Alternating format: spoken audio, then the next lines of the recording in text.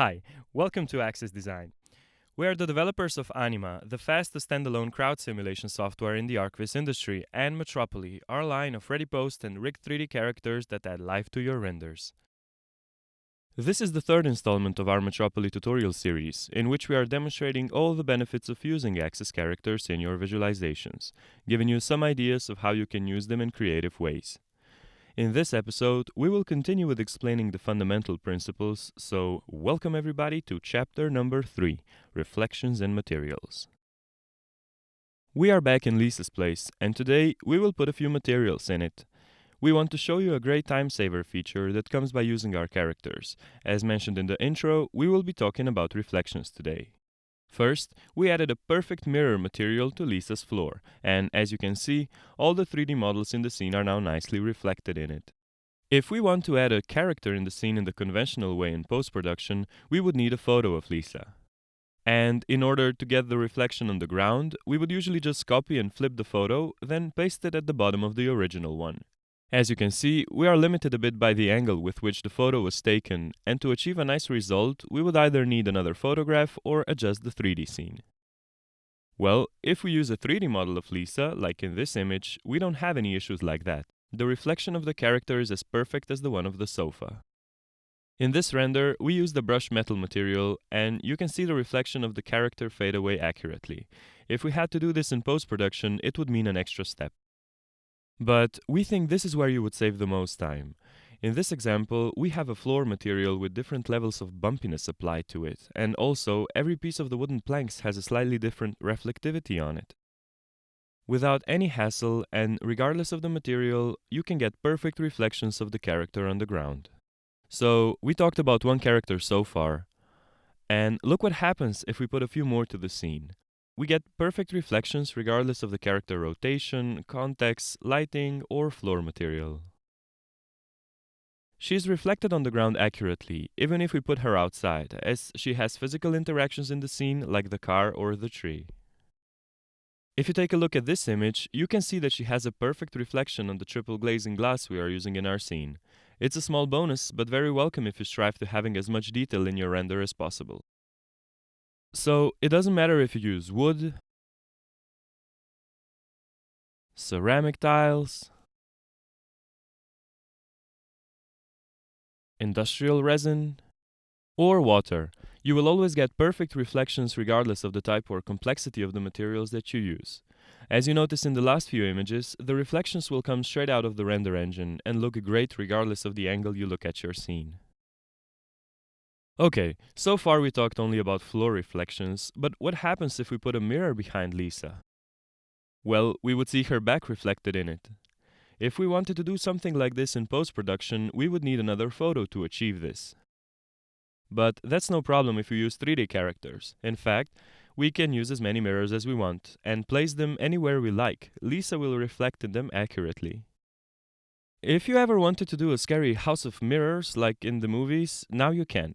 In this image, we made the mirror surface a bit bumpy, and Lisa's reflection is deformed according to their shape. Whoa, what's this?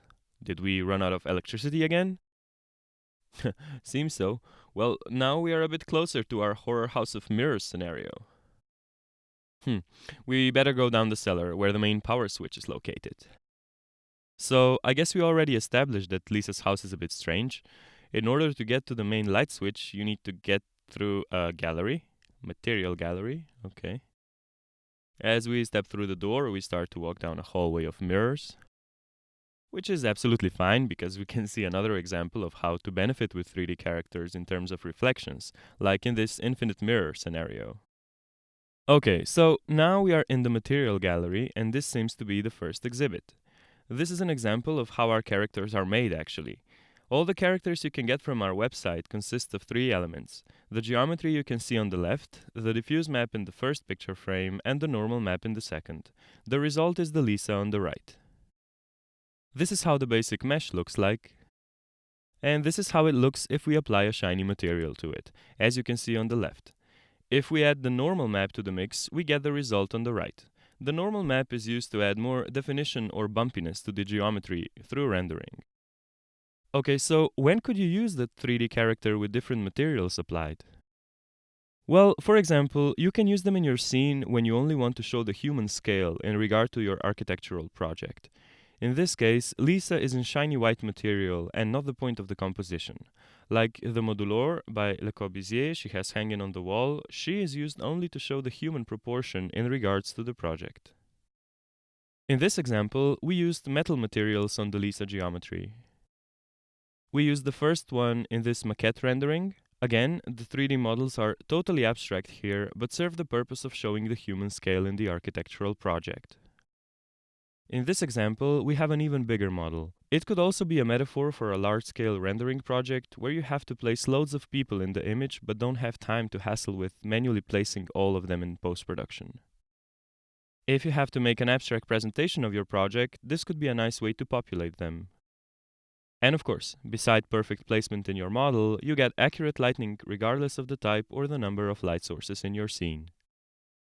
By using these different types of materials, you can create a different usage of the characters than what they are originally meant for. You can use them in your projects as decoration, or as a contemporary art installation in your museum rendering. You can get pretty wild with using different material types. In this grass example, you can see, whoa, sorry, what's this? Let me just answer it real quick.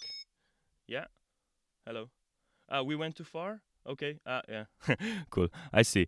We went too far, but you can see our point. So, by using different types of materials, you can create a different usage of the characters that can serve your artistic needs.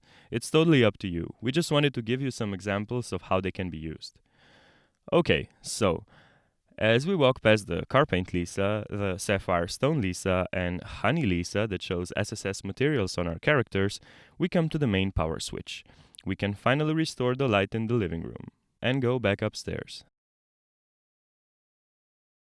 We would like to conclude our fundamentals part of the tutorials with this materialized image of Lisa's apartment. We hope we gave you some ideas on how you can benefit by using our characters. If you use people in your rendering, getting these bonuses can be quite a big time saver. You get accurate composition regardless of angles, accurate light interactions, and accurate reflections in the environment, and that can save you a ton of time.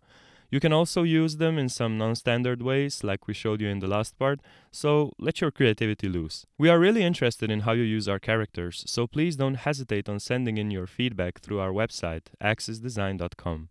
Looking forward to see what you created.